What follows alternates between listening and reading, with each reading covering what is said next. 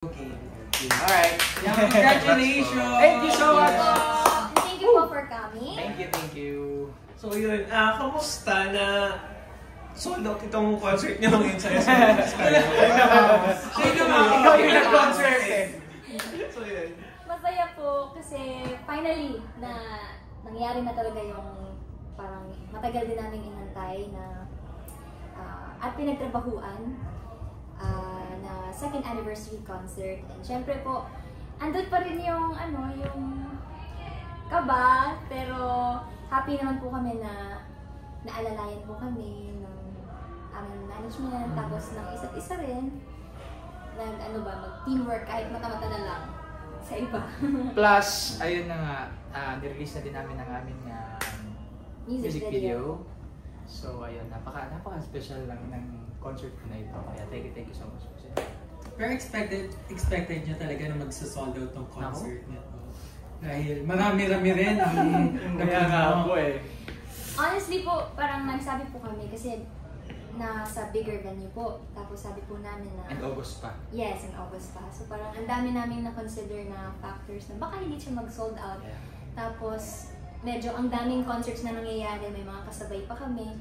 Pero sabi rin po namin na we put our trust naman sa mga taong nagmamahal sa amin. So happy po kami, super. Actually, kaninang madaling araw lang nila sinabi na sold out.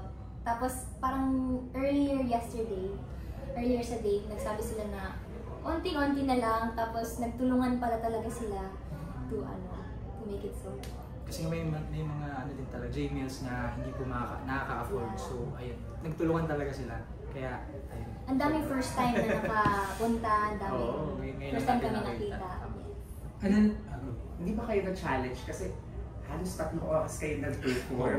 Grabe yung stamina. Mula 1960s yata yung 2000s, ang daming naka-line up na kanta. Hindi ba kayo na-challenge doon? So, ako, sobra po. Pero, sa mga may favorite part kami, ako personally kasi mga 60s, 70s, 80s song, kasi mahilig kami talaga sa mga classic adult songs. So, na-enjoy namin yun talaga. Yun. Same.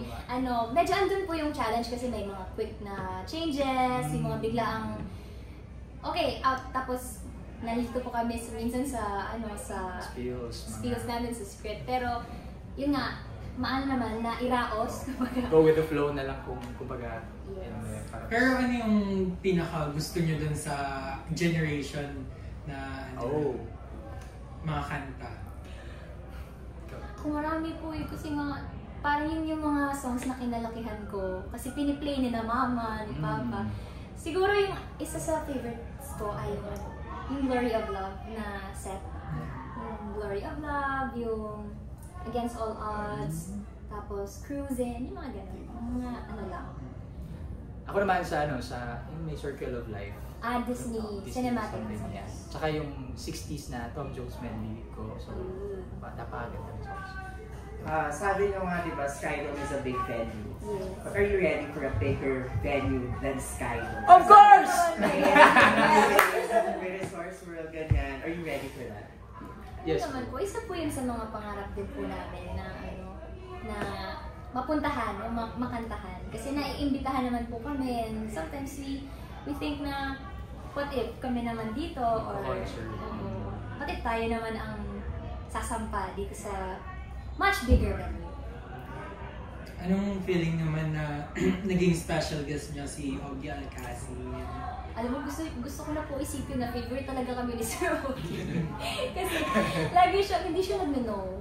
Like, even sa rehearsals, he always comes. Tapos, alam namin na sobrang busy siya na tao. Pero, yun nga, pinaglalaanan niya kami ng oras. Tapos, lagi po siyang nagsasabi sa amin na naniniwala siya sa amin. Appreciation niya.